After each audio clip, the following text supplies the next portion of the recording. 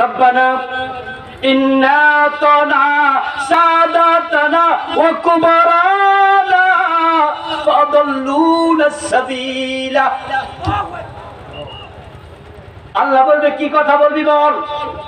ওকে ওকে ঠিক আছে, আত্মপক্ষ সমর্থনের সুযোগ দিলাম। আল্লাহর সাথে কথা বলার সুযোগ আল্লাহ দেবে। আল্লাহ জালেম না, আল্লাহ জুলুম করে না। উনি বলবে কি বলবি বল। মানুষ কথা বলতে গিয়ে সীমা লঙ্ঘন করলে মুখের মাঝে মোহর মাইরা দেবে, এমন আয়াত আছে না নাই? তাহলে বোঝা গেল শুরুতে মোহরটা মারবে না, আল্লাহ কথা শুনবে। তখন সে কি বলবে? কোরআনে আল্লাহ বলে, সে বলবে রব্বানা, ও আমাদের রব। আজকে রব স্বীকার করো আর না করো, সেদিন টরে সবাই কইব রব। খেলার নাম ওই যে সকলে বুঝবে, হায়রে এই দিনকেও স্বীকার করছিলাম, এই দিন তো আছে, আজকে আমরা বুঝলাম। কয়দিন আগে দেখলাম এক টক শোতে আমাদের ডাক্তার জাফরুল্লাহ সাহেব, উনি আলোচনা করলেন ডক্টর এনায়েতুল্লাহ আব্বাসী সাহেবের সাথে। ওই টক শো আপনারা অনেকে দেখে থাকবেন, দেখছেন না? টক শো এর পরে একটা অনলাইন টেলিভিশন চ্যানেল ওনার পার্সোনাল একটা সাক্ষাৎকার নিল। ওইটাও ফেসবুক ইউটিউবে এখন ভাইরাল হয়ে আছে। ওই সাংবাদিক ওনাকে প্রশ্ন করতেছে, আল্লাহর ব্যাপারে আপনার কনসেপশনটা কি, ইসলামের ব্যাপারে আপনার আইডিয়া কি? তখন উনি বলতেছে, আল্লাহ থাকলেও হয়তো থাকতে পারে। উনি কইতেছে আল্লাহ হয়তো থাকলেও,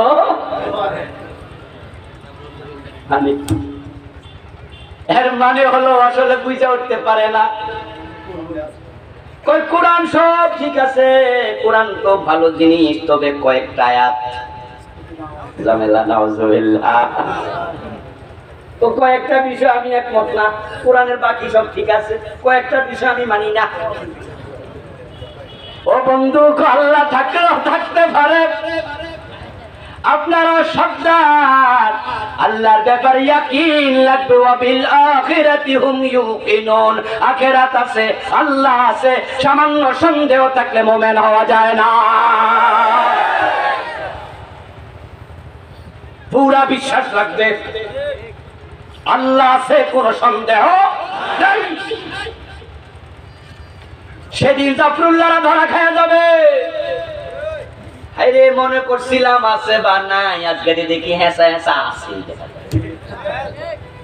ওই দিন ধরা খাইয়া কি বলবে? বলবে আল্লাহ আতানা সাদাতানা ওয়া কুবারানা, জাহান্নামে আমারে ফেলতে আপনি অর্ডার দিয়া দিয়েছেন, আমার নেতারা কই? আমরা তো আমাদের নেতাদেরকে ফলো করছি। নেতা বলছে আমার মিছিলে চল, দৌড় মাইয়া গেছি।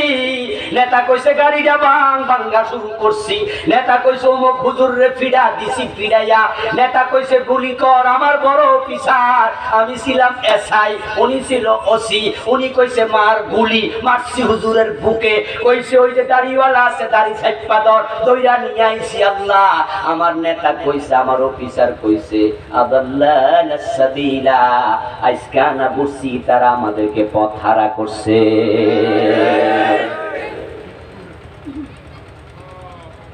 তোমারে রব মানলে চাকরির খেতা কিলাইতাম। যেই চাকরি করলে অন্যায় গুলি করা লাগে, যেই চাকরি করলে হারাম খাওয়া লাগে, যেই চাকরি করলে জুলুম করা লাগে, যেই চাকরি করলে বিনা দোষে মানুষ পিটানো লাগে, ওই চাকরি ছাইড়া দিয়া প্রয়োজনে চা দোকানদারি করবা, মাছ বেচবা।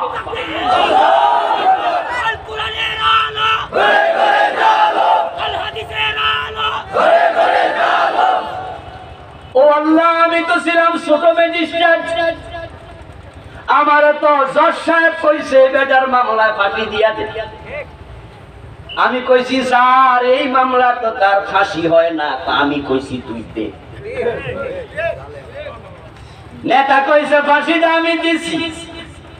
আহারে ভাই, কোরআনে সব কত সুন্দর করে আল্লাহ বলে। তারা সেদিন বলবে রব্বানা, ও আমাদের রব, আতানা সাদাতানা, আমরা নেতাদেরকে মানছি, ও কুবরানা মুরব্বিদের কথা শুনছি, ওয়াদাল্লানা সাবিলা তারা আমাদেরকে পথহারা করছে, গুনাহগার বানায়া ছাড়ছে, জাহান্নামী বানাইছে।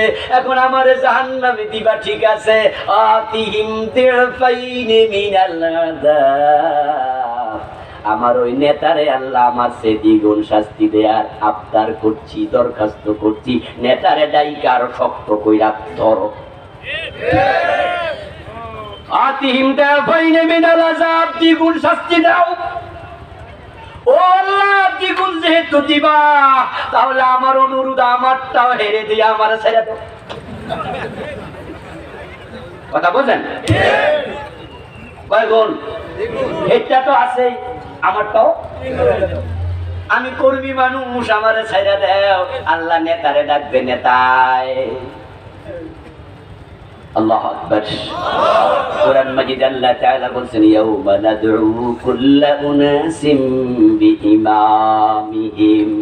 সুবহানাল্লাহ পড়েন। কোরআনের উপর বিশ্বাস আছে না নাই? হালকা না গাঢ়? না ভাই বাকি সন্দেহ নেই।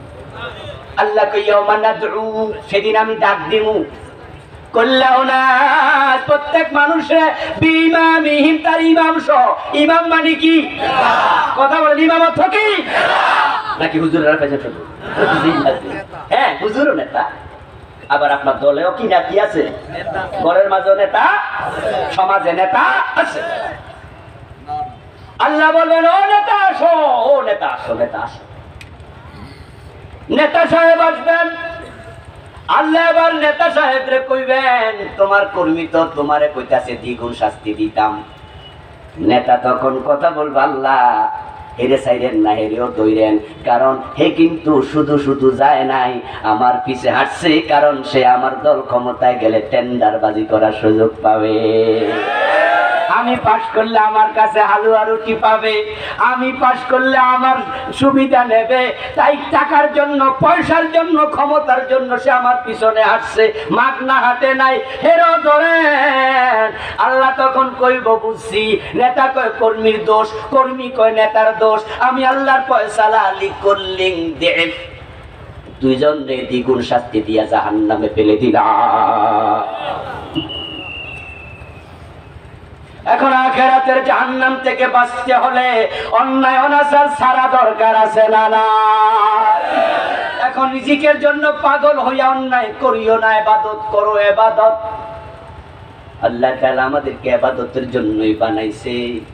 আমরা যদি ইবাদত করি, দুনিয়ায় যেমন ভালো রাখবেন, মরার পরে এমন জান্নাত দেবেন, এমন রিজিক দেবেন, যেটা কখনো শেষ হবে না। কত ফুয়াদানিয়াম, সেখানে আল্লাহ এমন ফল গাছ বানাবেন, যেই ফল গাছের ফল সংগ্রহ করার জন্য গাছে ওঠা লাগবে না, কাদিগুলো নিচে ঝুলতে থাকবে। আপনি ধরে দুইয়া টুইয়া ময়লা পরিষ্কার করে খাওয়া লাগবে না। কোন ফল খাবেন? আম না জাম, ল্যাংরা আম না কি জানি কই খরাম, যেটাই মন চাইবে। ওয়ালাকুম ফিহা মা তাশতাহি আনফুসুকুম, মনেরটা মনে থাকা অবস্থায় মুখে বলার আগে আল্লাহ হাজির করে দেবে। কি জান্নাত আল্লাহ বানাইছে, কইয়া শেষ করা যাবে না, সেদিকে আজকে যাব না। ওই রিজিক পাইতে হলে আপনাকে ইবাদত করা লাগবে, ইবাদত, ইবাদত। এখন ইবাদত তো সবাই করে কম বেশি, কিন্তু ইবাদত কারে কয় এটাই তো অনেকে বুঝে না। তাই বাংলাদেশের মানুষ ইবাদত না বুঝার কারণে নামাজও পড়ে, সুদও খায়, নামাজও পড়ে ওজনেও কম দেয়, নামাজও পড়ে মালেও ভেজাল দেয়, হজও করে বোনের জমিটা দখল করে রাখে। মসজিদ কমিটির সভাপতি আবার সিনেমা হলও দেয়, আছে কিনা? মসজিদের সেক্রেটারি সুদী ব্যাংকের এমডি হইয়া বসে আছে, সুদী ব্যাংকের মালিক, সুদী ব্যাংক চালায়। সুদ খাওয়া হারাম, সুদ দেয়া হারাম, সুদ লিখা হারাম, সুদের সাক্ষী টাকা হারাম। আর আপনি সিনেমা হলের মালিক, সুদী ব্যাংকের মালিক, আবার মসজিদের সভাপতি। মানেটা কি? ইবাদত বুঝেই না। এই যে আমার সামনে এখন হাজার হাজার মানুষ, আমরা সবাই ইবাদতের সাবজেক্টের ছাত্র। প্রত্যেকের জীবনের সিলেবাসে ইবাদত আছে না নাই? ইংরেজি সিলেবাসে যারা পড়ে নাউন কাকে বলে, প্রোনাউন কাকে বলে সবাই বলতে পারবে। আরবি সিলেবাসে যারা পড়ে এসএম কারে কয়, হরফ কারে কয়, ফেইল কারে কয়, তারা সবাই জানবে, কারণ তার সিলেবাসের পড়া তো এটাই।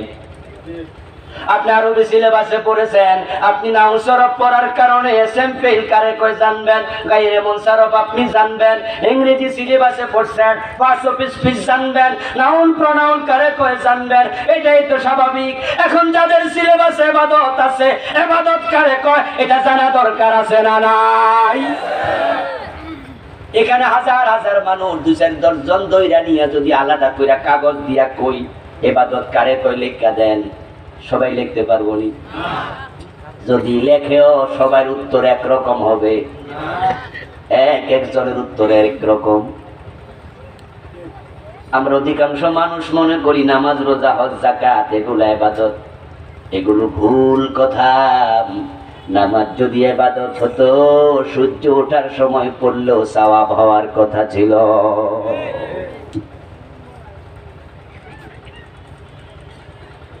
রোজা যদি ইবাদত হতো, ঈদের দিন রাখলেও সওয়াব হতো। হজ যদি ইবাদত হতো, এই মাসে খালি আছে এখন গেল হজ হয়ে যাইত। সূর্য ওঠার সময় ঘুম থেকে উঠে দেখলেন সূর্য ওঠে, এখন 6টা মনে হয় 37-এ সূর্য ওঠে, 35-37 না কত, 32, 6টা 32-এ ঘুম থেকে উঠছেন, জাগতে পারেন নাই, জেগে দেখেন 6টা 32। এখন নামাজ সূর্য ওঠার সময় পড়বেন না অপেক্ষা করবেন? সূর্য ওঠার সময় নামাজ পড়া জায়েজ না হারাম?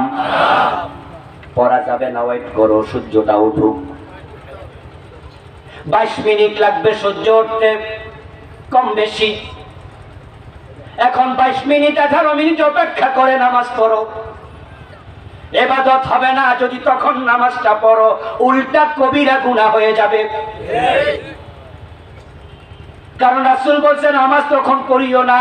তাহলে আপনার নামাজ পড়া ইবাদত নাকি আপনার রাসূলের অর্ডার মানার নাম ইবাদত? ঈদের দিন আপনি রোজা রাখলে সওয়াব হবে না, গুনাহ হবে? তো রোজার নাম ইবাদত কেমনে? গুনাহ হইলো কেন ইবাদত হইলে? রাসূল মানা করছে, তাই ঈদের দিন রাখা যাবে না। তাহলে বোঝা গেল রাসূল এবং আল্লাহর অর্ডার মানার নাম ইবাদত। এই শব্দটা যদি বুঝে ফেলতেন, তাহলে আপনার পক্ষে সুদ খাওয়া সম্ভব হতো না, হারাম খাওয়া সম্ভব হতো না, আপনি মানুষের উপর জুলুম করতে পারতেন না।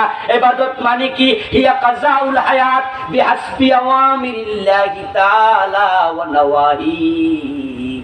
ইবাদত মানে কি? মা তাকুমুর রাসূলু ফাখুযুহু ওয়া মা নাহাকুম আনহু ফান্তাহু। ইবাদত মানে রাসূল যা করতে বলেছেন করো, যা ছাড়তে বলেছেন। উনি শিখায়া দিছে সূর্য ওঠার আগে ফজরের নামাজ পড়ো, সূর্য ওঠার সময় পড়ো না। এখন এই অর্ডারটা আপনাকে মানতে হবে, ঠিক কি না? এটা ইবাদত। আল ইবাদাতু হিয়া কাযাউল হায়াত। ইবাদত মানে জীবন পরিচালনা করা বিহাসবি আওয়ামিরিল্লাহি তাআলা, আল্লাহর আদেশের আলোকে, ওয়া নাওয়াহি এবং নিষেধের আলোকে। আল্লাহ যেটা করতে বলেছেন করতেই হবে, ছাড়তে বলেছেন ছাড়তেই হবে। আপনি বন্ধু নামাজ আল্লাহ কয় ধরো, নামাজ শক্ত কইরা ধরছে, আল্লাহ কয় হারাম ছাড়ো, এটা ছাড়তে রাজি না। মাহফিলে গেছে, হুজুর ওয়াজ করছে অন্যায় করবেন না, অন্যায়ের সূচনা করবেন না, ভালো কাজ করুন, ভালো কাজের সূচনা করুন। অন্যায় যদি করেন ওই অন্যায়ের গুনাহ পাবেন। সূচনাকারী যদি হন, আপনাকে দেখে যতজন অন্যায় করবে তাদের যত গুনাহ হবে আপনার সেটাও হবে। الدل على الشر كفاعله من سن بالإسلام سنة سيئة فله وزرها ووزر من عمل بها সিনেমা হল দিও না দিও না দিও না তুমি সিনেমা হল দিলে যত লোক সিনেমা দেখবে তাদের যত কবিরা গুনাহ হবে তোমার একা হবে।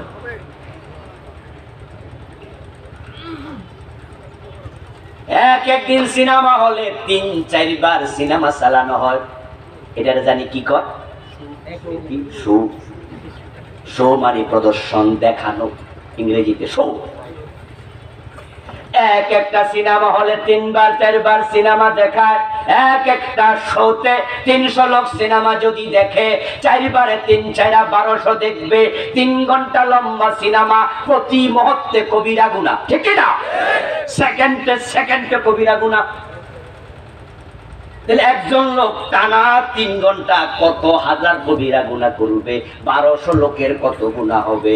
হুজুর এমন ওয়াজ আজকে করছে, সিনেমা হলের মালিকের তো কয় ১২টা বাজ্জা গেছে। সবাই ওয়াজ শুনে খুশি, মালিক সাহেব বেজা খাইছে রে, এমন ওয়াজ করছে জান্নাতের দ্বারে কাছেও যাইতে পারবো। এত কবিরা গুনাহ আমার আমল নামে আসলে জান্নাত পাবো কেমনে? বাড়িতে গেছে, মনটা ভীষণ খারাপ। বউ কয় মিয়া মাহফিল থেকে আইছো, হুজুরের ওয়াজ শুনছো, আজকে তো একটু হাসি খুশি থাকবা। তো ম্যাডাম হাসি খুশি কাম নাই, যে ওয়াজ করছে খবর আছে। কি ওয়াজ করছে হুজুরে? হুজুর বলছে যত লোক সিনেমা দেখবে তাদের যত গুনাহ আমার একা হবে তত। উপায় বউ মুখের উপর কয়ে দিল, মিয়া বেহেশতে যাওয়ার এত শখ হইলে সিনেমা ছেড়ে দাও না। হুজুর একদিনের ওয়াজে এত লস দিন, একদিনের ওয়াজ শুনে বুঝি লাখ লাখ টাকা লস দিমু, এসব হবে না রে বউ। সিনেমা হলটা রাইখা কেমনে জান্নাত পাওয়া যায় সেটা একটু ভাবো। বউ ভাবে, স্বামীও ভাবে, সিনেমা হল রাইখা জান্নাতটা কেমনে পাওয়া যায়। বউ তো খুঁজে পায় না, স্বামী হঠাৎ করে কই ইউরেকা পাইয়া গেছি। স্বামীরে বউ জিগায় কি পাইছো? আরে গত সপ্তাহ আরে হুজুরের ওয়াজ শুনছিলাম, উনি বলছে একটা মসজিদ দিলে আল্লাহ জান্নাতে একটা ঘর বানাইয়া দেয়। এমন হাদিস আছে না? হাদিস কিন্তু আছে, হুজুরের ওয়াজ কিন্তু ঠিক। এবং হুজুর সেই ওয়াজে বলেছিল ওই মসজিদ যতদিন থাকবে, যত লোক নেক আমল করবে, নামাজ পড়বে, যিনি ভালো কাজ শুরু করে দিলেন, মসজিদ দিয়া উপকার করলেন, সাদাকায়ে জারিয়া হিসাবে কবরে বৈশা বৈশা সওয়াব পাইতে থাকবে। আমার কি টাকার অভাব আছে নাকি? রাস্তার দক্ষিণ পূর্ব পশ্চিম পাশে আছে সিনেমা হল, পূর্ব পাশে একটা মসজিদ দিয়া দিব। এখন তিনি মসজিদ দিয়া মনে মনে খুশি, জান্নাত ঠেকায় কে? সিনেমা হলের গুনাহ বাম কাঁধে আসে, আসুক, ডান কাঁধে মসজিদের নামাজের সওয়াব আসতেছে, আসুক। আল্লাহর সামনে যখন যাব, আল্লাহ গুনাহ ওজন করবে, সওয়াব ওজন করবে। সওয়াব গুনাহ কাটাকাটি, আমি মাঝখান দিয়া কোটিপতি।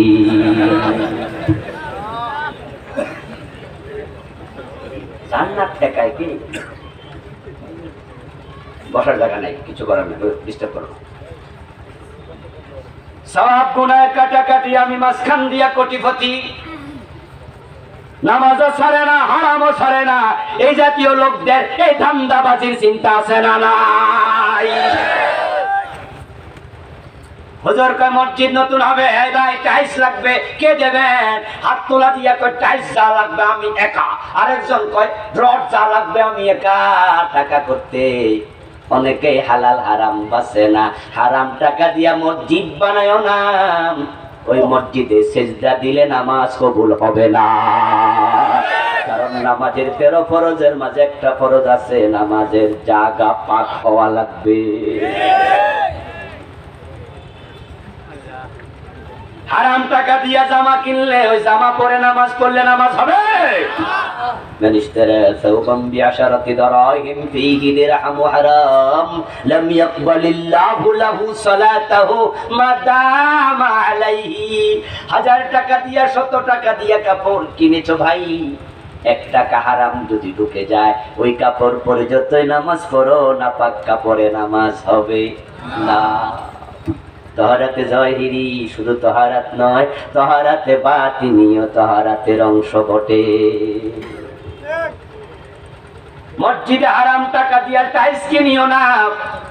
মক্কার কাফেররা যখন বিশ্বনবী বয়স যখন 35, কোন কোন মুহাররিখ বলেছেন 33, নবুয়তের 5-7 বছর আগে যখন কাবা নতুন করে বানাইলো, তখন মক্কার কাফেররা সিদ্ধান্ত নিছে টাকা পয়সা দেও, মসজিদের ইট কিনবো, কাবার বিল্ডিং বানাবো, কিন্তু হারাম টাকা দিও না, সুদের টাকা দিও না, মদের ব্যবসার টাকা দিও না, লুটতরাজের টাকা, চুরির ডাকাতির টাকা দিও না, আল্লাহর ঘরে হারাম টাকা দিও না, শুধু হালালটা দেও, কষ্ট করে অর্জন করো সেটা দেও। কাফেররা টাকা দিল, ইট কিনা হলো, কিন্তু কাবা শরীফের যে বিল্ডিংটা ইব্রাহিম আলাইহিস সালাম যেটার উপরে কাবা বানাইছে, ওই পুরাটা বানানোর মতো ইটের টাকা নাই। তাই কাফেররা সিদ্ধান্ত নিছে ঘরের কিছু অংশ বাদ রাখো, বাকিটা বানাও। কাবা কিন্তু 4 কোণা বিশিষ্ট ছিল না। ইব্রাহিম আলাইহিস সালামের কাবা ছিল একটু এরকম করে সরাসরি এসে একটু গোলাকার টাইপের। হজ যারা করছেন তারা হাতিমে কাবা দেখছেন না, কাবার পাশে কিন্তু একটু ওয়াল আছে গোল করা এরকম, ওইটার নাম হাতিম, ওইটা কাবার অংশ। এটার মাঝে নামাজ পড়া, কাবার ভিতরে নামাজ পড়া একই কথা, একই কথা, এটা কাবার অংশ। ওয়ালিয়াতাওয়াফু বিল বাইতিল আতীক, কাবা তাওয়াফ করতে আল্লাহ বলছে, তাই কাবার ভিতর দিয়া তাওয়াফ হবে না। এই জন্য আমরা যারা তাওয়াফ করি হাতিমের বাহির দিয়া করা লাগে। ওই হাতিমটা কাবার ভিতরে কেন ঢুকালো না? টাকা নাই, হালাল টাকা নাই, তাই কিছুটা বাদ রাইখা বিল্ডিং বানাইছে। হারাম টাকা দিয়ে কাবা বানানো যাবে না, এটা কাফেররা বোঝে। রাসূল সাল্লাল্লাহু আলাইহি ওয়াসাল্লাম যখন মক্কা বিজয় করলেন, তখন তিনি মা আয়েশাকে বলেছে, আয়েশা আমার মন চায় আমি কাবাটা ভেঙে ইব্রাহিমের ব্যানার উপরে বানাই, কিন্তু কাবাটা ভাঙতে গেলে যারা দুর্বল ঈমানদার তারা সমালোচনা করতে পারে, তারা বলবে নবী মুহাম্মদ আল্লাহর কাবা ভাঙালায়। যারা ইসলাম বিরোধী তারা সমালোচনা করতে পারে, এই জন্য আমি ভাঙলাম না। কাফেররা বুঝে হারাম টাকা আল্লাহর ঘরে দেয়া যায় না, কিন্তু তোমরা বুঝলা না, সুদের টাকা, ঘোষের টাকা, হারাম টাকা দিয়া মনে মনে হারাম খাইলে গুনাহ, মসজিদে দিলে সওয়াব। কি সুবিধা রে! अल्लाह को खुशी रखो मगर शैतान को बेजार ना करो। তুমি আল্লাহরে খুশি রাখতে চাও আবার শয়তানের সাথে দোস্তি করতে চাও, দুইটা একসাথে করা যাবে না। ইবাদত আব্দুন থেকে এসেছে, ইবাদত শব্দের অর্থ গোলামি করা, ইবাদত মানে বন্দেগী করা, ইবাদত মানে চাকরি করা, ইবাদত মানে আল্লাহর দাসত্ব করা। ইবাদত যে করবে সে নিজেকে আল্লাহর চাকর মনে করা লাগবে। নিজেকে চাকর মনে না করে ইবাদত করলে ইবাদত হবে না। এজন্য তো হাসরের ময়দানে আল্লাহ তাআলা জান্নাত দেওয়ার আগে ঘোষণা করবেন, ফাদখুলি ফি ইবাদি ওয়াদখুলি জান্নাতি। আমার গোলামদের কাতারে আগে দাঁড়াও, তারপরে বেহেশতে যাও। যদি গোলাম নিজেরে মনে না করো ওই কাতারে ঢুকতে পারবা না। আপনাদের দেশে বিভিন্ন মেল ইন্ডাস্ট্রি আছে না, ছোটখাটো, বড় না থাক ছোটখাটো, কিছু মেল ইন্ডাস্ট্রি আছে, গার্মেন্টস আছে, বিভিন্ন জায়গায় ফ্যাক্টরি আছে, ওখানে 10 জন শ্রমিক চাকরি করে। ওই 10 জন শ্রমিক যখন চাকর হইয়া ওই ইন্ডাস্ট্রিতে ঢোকে, যদি ব্যাংকে চাকরি করে, পুলিশে চাকরি করে, সেনাবাহিনীতে চাকরি করে, প্রত্যেকটা প্রতিষ্ঠানে চাকরি করার কিছু রুল রেগুলেশন আছে না নাই? যখনই আপনি চাকর হয়ে ঢুকবেন, আপনার স্বাধীনতা আর থাকবে না, চাকরের স্বাধীনতা থাকে না। এই জন্য অনেক বড় বড় শিক্ষিত লোক পাওয়া যায়, ইউনিভার্সিটিতে ফার্স্ট ক্লাস ফার্স্ট হয়েছে। ইউনিভার্সিটি টিচাররা বলছে, তোমার আমরা আমাদের ডিপার্টমেন্টে চাকরি দেবো, তুমি এখানে টিচার হইবা। বলছে, জি না স্যার, আমি ব্যবসা করব, আমি গোলামি করব না। এমন কিছু লোক আছে না নাই? আমারও পরিচিত আছে, ভালো ম্যাডাম, কিরে ভাই, কই না না এসব চাকরি বাকরি, চাকর যোগ রস্যই, কথা বুঝেন? চাকরি এমনি যা কম, কিন্তু আপনি প্রত্যয় যোগ করেন, আলাদা করে ভাঙ্গেন, তাহলে দেখবেন চাকর যোগ ই প্রত্যয় রশ্মি, তাহলে চাকরি হয়। আমি চাকর টাকর হব না, আমি স্বাধীন।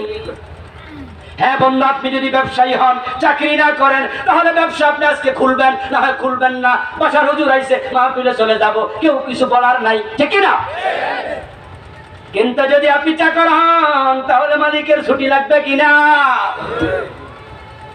চাকরি করতে গেলে আইন মানতে হবে, তুমি বাধ্য।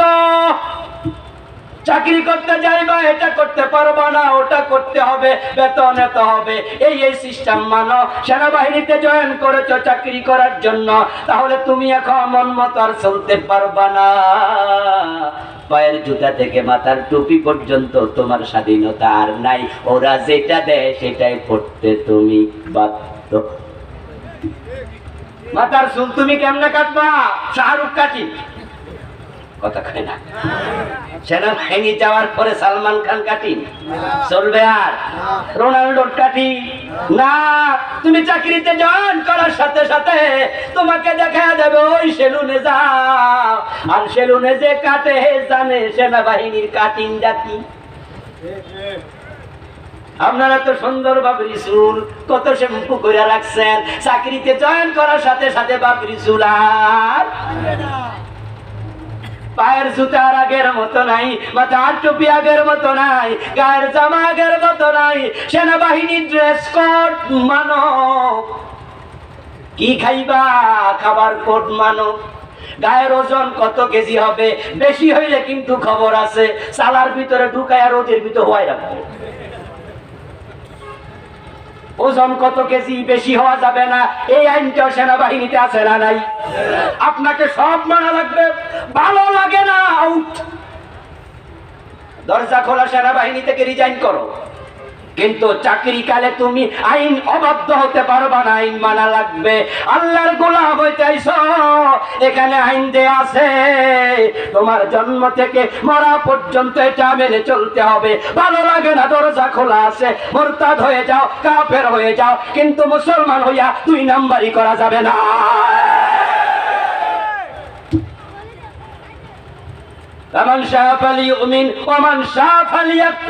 আল্লাহ কয় যার ভালো লাগে মুমিন হইয়া থাকো, ভালো লাগে না কাফের হইয়া যাও। কিন্তু আধা মুমিন আধা কাফের, এ জাতীয় কোন রাস্তা নাই। এখন আল্লাহ তাআলা কয় মন চাইলে কাফের হইয়া যাও। আপনি যদি হাত তালে দিয়া কোন আল্লাহ তো কইছে কাফের হইয়া যাই, নাউযুবিল্লাহ। আল্লাহ বলেন আমি এটা সাধারণ ভাবে বলি নাই, আমি হুমকি দিয়া বলেছি। এর মানে কাফের হইলে তোর বাসা নাই। আল্লাহর গোলাম গোলামি করো, চাকরিতে যাইবা, চাকরির আইন মানো। এখন আপনি আল্লাহর গোলাম হতে গেলে আল্লাহর আইন মানতে হবে। এখন এবার বলুন তো, আমরা যারা চাকরি করি, চাকরির একটা সময় আছে কিনা? বাংলাদেশের স্ট্যান্ডার্ড আইন হলো 8 ঘন্টা, ঠিক না? যারা শিক্ষা লেভেলে চাকরি করে তাদের হলো 6 ঘন্টা। যারা অন্য অন্য ওয়ার্কিং পয়েন্টে কাজ করে তারা 8 ঘন্টা। তো ধরে নেন 8 ঘন্টা, আপনি 8 ঘন্টার জন্য 50,000 টাকা বেতন পাবেন। ওই 8 ঘন্টা আপনাকে মালিকের আইন মেনে চলতে হবে। আপনি বলবেন স্যার আমার আগামী রোববারে ছুটি চাই, মালিকের মালিকের এই অধিকার আছে, সে বলবে আগামী রোববারে ছুটি দেয়া যাবে। এই অধিকার মালিকের আছে না নাই? মাঝে মাঝে দেখবেন সরকার অফিসারদের ছুটি বাতিল করে দেয়, ঘূর্ণিঝড়ের সম্ভাবনা আছে। তাই যারা ত্রাণ বিভাগে চাকরি করে, যারা ত্রাণ মন্ত্রণালয়ের অধীনে আছে, একবারে সচিব থেকে জারুদার পর্যন্ত সরকার অর্ডার দেয় সকলের 1 মাসের ছুটি, 1 সপ্তাহ ছুটি বাতিল করা। যারা ছুটিতে আছে তারা তাড়াতাড়ি জয়েন করো, আগামী দিন করো। চাকরি করবার রিজাইন করো, চাকরি করবো আমার আদেশ মানতে হবে। 50,000 টাকার জন্য 8 ঘন্টা ডিউটি, মানতে হবে আইন, মানবার রিজাইন করো। এখন আল্লাহর জান্নাত পেতে হলে তো আল্লাহর গোলামির চাকরি আছে, এটা কয় ঘন্টা জানা দরকার আছে না? আপনি তো গোলাম, আপনি তো চাকর, আপনাকে জানতেই হবে। এখন কোরআনে আল্লাহ তাআলা বলেন ওয়াবুদ রাব্বাকা হাত্তা ইয়াতিয়াকাল ইয়াকিন, তুমি তোমার রবের গোলামি করো তোমার মৃত্যু আসা পর্যন্ত। তুমি ইবাদত করবা ততক্ষণ, মৃত্যু আসবে না যতক্ষণ। আমি মানুষ বানাইছি ইবাদতের জন্য, এই শব্দ দিয়ে বোঝা যায় তুমি মানুষ থাকবা যতদিন, ইবাদত করবা ততদিন। যখন তুমি মনে করবা আমি এখন আর মানুষ না, আমি গরু, ইবাদত আর লাগবে না। উলাইকা কাল আনাম, কিছু লোক গরু ছাগলের মতো আছে, কোরআনে আছে না নাই? যদি তুমি মনে করো আমি মানুষ, তোমাকে ইবাদত করতে হবে সারাক্ষণ 24 ঘন্টা, ইবাদতের বাহিরে থাকা যাবে না। এবার তো লাগাইছি প্যাঁচ, হুজুর তাহলে কি বউজি সব বাদ দিয়া দেব? ব্যবসা বাণিজ্য চাকরি বাকরি ছাইরা কি করবো?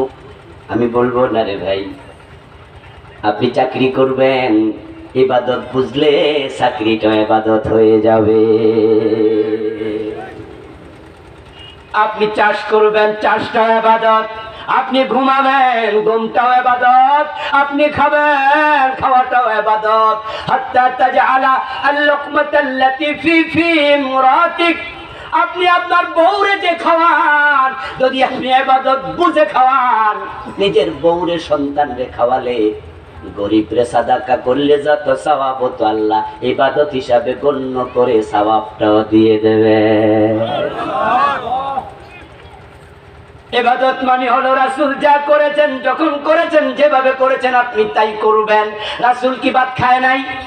কথা বলেন, খাইছে কিনা? তা আপনি রাসূলের মতো খান। ইবাদত কোন হাতে খাবেন? কথা বলেন, কোন হাতে?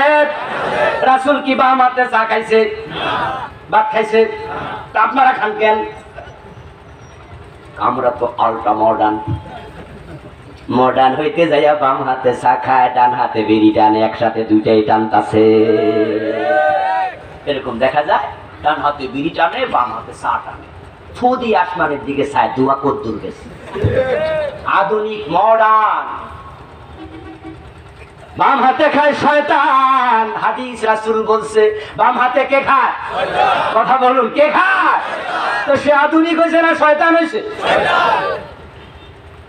ডান হাতে খাবেন রাসূলের মতো, চেটে পুটে খাবেন, অপচয় করবেন না। খাবার শুরুতে দোয়া পড়বেন, শেষ করে দোয়া পড়বেন, আলহামদুলিল্লাহ বলবেন। এই খাবারটা ইবাদতে গণ্য হয়ে যাবে। রাসূলের মতো ঘুমাবেন, ঘুমালে ইবাদত হবে। রাসূলের মতো টয়লেটে ঢুকে বসে থাকবেন, ওই 10 মিনিট চুপ করে থাকলে সেটা ইবাদত হিসাবে লেখা হবে।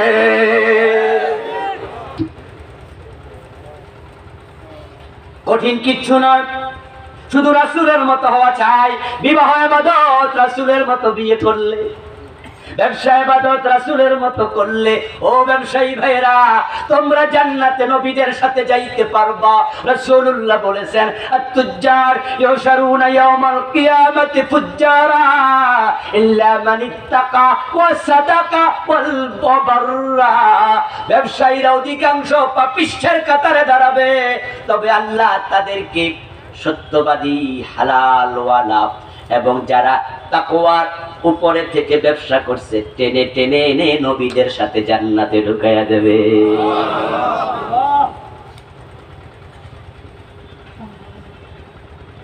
আত-তুজ্জারি হুশারুনা ইয়াউমাল কিয়ামাতি ফুজ্জারা, অধিকাংশ পাপিষ্ট হইবা, সাবধান।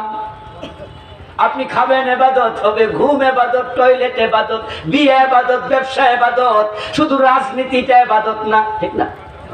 এটা মন মতো বিশ্বনবী কি দেশ চালায় নাই? কথা বলতে হবে, চালাইছে কিনা? মদিনার প্রেসিডেন্ট ছিলেন কত বছর?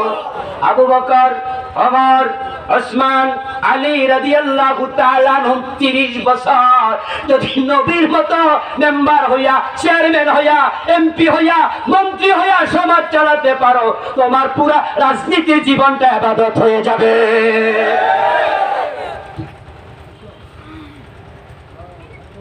আল্লাহর গোলাম হও, কপাল খুলে যাবে। গোলামির মতো দামি কোন সনদার নাই। এই জন্য সব নবী নিজেকে আল্লাহর গোলাম পরিচয় দিয়েছে, বলে সিন্নি আব্দুল্লাহ ওয়া রাসূলুহু। আমরা যখন কালেমা পড়ি, আমরা বলি আশহাদু আন্না মুহাম্মাদান আবদুহু ওয়া রাসূলুহু। রাসূলের চেয়ে আব্দের দাম বেশি, নবীর চেয়ে আব্দের দাম বেশি। এই জন্য আমরা আগে বলি আব্দুহু, তারপরে বলি রাসূলুহু। নবী রাসূল ছিলেন 23 বছর, আল্লাহর গোলাম ছিলেন 63 বছর। সুবহানাল্লাহ, কথা বোঝেন? রাসূল ছিলেন কয় বছর? 23 বছর। 40 বছরে নবুয়ত পাইছে, 63 বছরে মরে গেছে, ইন্তেকাল করলেন। 23 বছর ছিলেন রাসূল, কিন্তু আল্লাহর গোলাম ছিলেন জন্ম থেকে মৃত্যু পর্যন্ত। ঈসা নবী মায়ের পেট থেকে দুনিয়া এসে বলল আমি আব্দুল্লাহ, ঠিক কি না? জানেননি? বাবা নাই তো, সন্তান হবে। জিবরিল ফু দিছে, পেটে চলে গেছে। আল্লাহর কুদরতের কারিশমা আল্লাহ দেখাইছে। কোরআনের মাঝে আল্লাহ বলতেছে, মারিয়ামের কাছে আমি জিবরিলকে পাঠালাম, আরসালনা ইলাইহা রূহানা। আমি জিবরিল আমার রূহুল্লাহকে পাঠাইছি। ফাতামাসসালা লাহা বাশারান সাবিয়া। একটা সুঠাম যুবকের সুরত ধরে জিবরিল হযরত মারিয়ামের হুজরায় হাজির। সুবহানাল্লাহ পড়বেন না? জিবরাইল কি মানুষ? কথা কয়। জিবরাইল কি মানুষ? কিন্তু সুরত ধরছে কার? মানুষের, কার? যুবকের। এই আয়াতে কারিমা দিয়া দলিল দিয়া বলে নাটক করা জায়েজ, অভিনয় করা জায়েজ। যদি জিবরিল অভিনয় করতে পারে, নাটক করতে পারে সুরত ধইরা, তুমিও পারবা। জিবরিল আমিন কুত্তার সুরত ধরে না, বিভিন্ন সুরত ধরে, ফেরেশতারা ধরে। প্রয়োজনে আমরা খালিদ বিন ওয়ালিদের পাঠ নিয়ে নাটক করতে পারবো।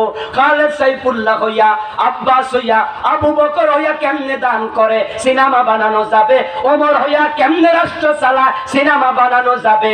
ওই সিনেমাগুলো খারাপ দৃশ্য বাদ দিয়া ইসলামের আলোকে চালাইয়া দাও, যুবকেরা এক একজন ওমরের মতো হয়ে যাবে।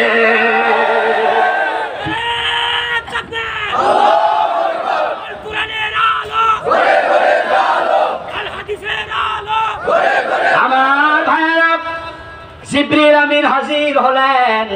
হযরত মারিয়াম বলে, কেডারে? ইন্নী আউযু বিররহমানি মিনকা ইন কুনতা তাকিয়া। বেরিয়ে যা আমার হুজরা থেকে, আল্লাহরে ভয় করলে তোর কাছ থেকে আমি আল্লাহর কাছে ফানা চাই, বের হ। জিবরিল আমিন বলে, টেনশন করার কারণ নাই, আনা রাসূলু রাব্বিক, আমি তোমার আল্লাহর দূত জিবরাইল। সুবহানাল্লাহ। কেন সব? লিহাবালাকে গোলামান যাকিয়া। আল্লাহর সিদ্ধান্ত হলো তোমাকে একটি চমৎকার উত্তম সন্তান আল্লাহ দিতে চান। সুবহানাল্লাহ। হযরত মারিয়াম বলে, কেমনে? আমি তো বিবাহিতা না, ইয়াকুনু লি গোলাম ওয়ালাম ইয়ামসাসনি বাশার ওয়ালাম আকু বাগিয়া। How can it possible? কোন পুরুষ আমাকে টাচ করেনি, আমার তো বিয়ে হয়নি, আমি তো ব্যভিচারিণী নই। জিবরিল আমিন বলে, আল্লাহর সিদ্ধান্ত, আল্লাহ চাইলে স্বামী লাগে না। কোন ভাইয়া কোন মালিক দিয়েছে যে হযরত ঈসা নবী পেটে ঢুকে গেছে। মায়ের পেট দিন দিন আস্তে আস্তে বড় হয়। সন্তান পেটে আসলে হযরত মারিয়াম অনুভব করলেন সন্তান প্রসবের সময় হয়ে গেছে। আস্তে করে মেহরাব থেকে নেমে গেলেন বাইতুল মুকাদ্দাসের পাশে তার হুজরা, তিনি তার খাদেমা নেমে চলে গেলেন মরুভূমিতে একটা খেজুর গাছের তলায়। প্রসব বেদনা শুরু।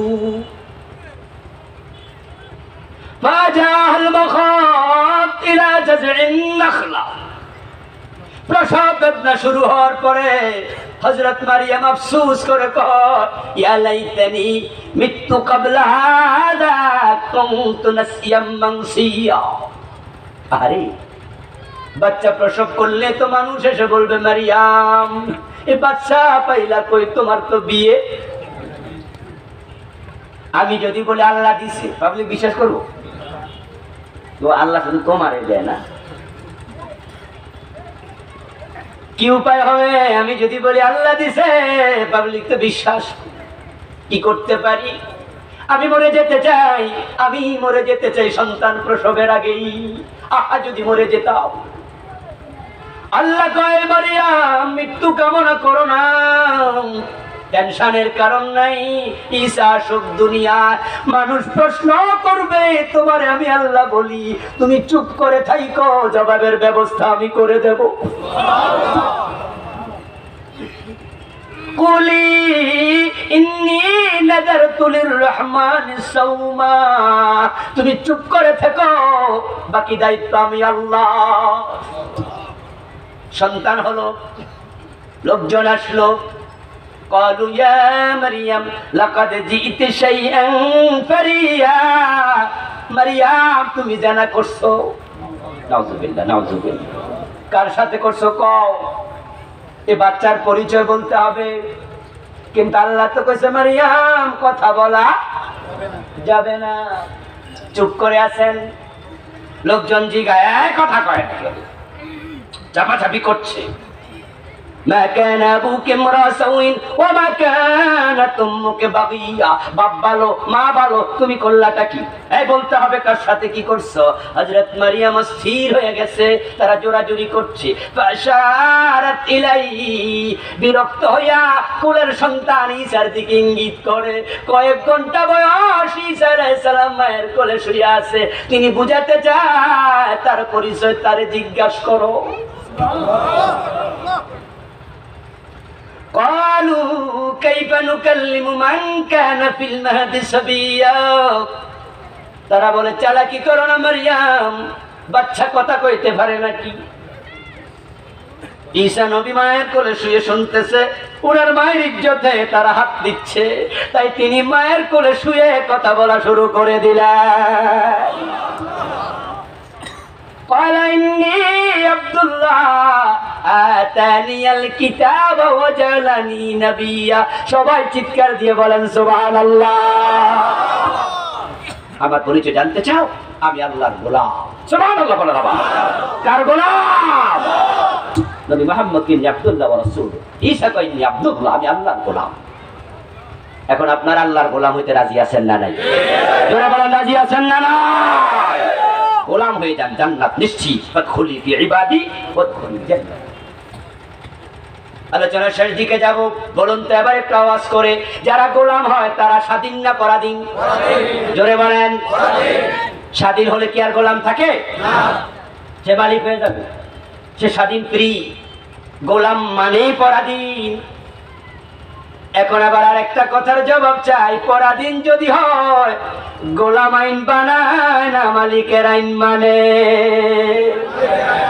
আর একটা জবাব চাই, গোলাম মন মতো চলে না মালিকের আইন মতো চলে? এবার জবাব দেন সবাই, আমরা কার গোলাম? মন মতো চলবো না আল্লাহর আইন মতো চলবো? আমাদের সামনে আল্লাহর আইন কোরআন আছে না নাই? তাহলে গোলামি নিয়ে মরতে হলে কোরআনের আইনের বাহিরে যাওয়া যাবে না। গেলে তুমি আর গোলাম না। এখন আসুন এবার জীবনটা গোলামির ভিতরে নিয়ে আসি। জীবনে top to bottom, bottom to top. পাকঘর থেকে সংসদ ভবন, নৌকাটা থেকে রাষ্ট্র পরিচালনা, সব জায়গায় আল্লাহর আইন মানতে হবে। আল্লাহর আইনের বাহিরে যাওয়া যাবে না। যদি মানতে পারো তুমি জান্নাতি, না মানলে খবর আল্লাহ গর্দানে চেপে ধরবে। সম্মানীয় ভাইয়ের, আসুন আমরা আল্লাহর গোলামি করে আল্লাহ তৌফিক দিন, বলেন আমিন। আমরা একসাথে দোয়া করে বিদায় নেব ইনশাআল্লাহ। আসরের টাইম হচ্ছে, আসর পর ইনশাআল্লাহ আমরা যাব স্টেজে। আমার লেখা নতুন একটি বই এসেছে, হাদিসের বৈচিত্র্যের পূর্ণাঙ্গ নামাজ। নামাজ নিয়ে যত ঝগড়া ফাসাদ বাংলাদেশে আছে আমি সমাধান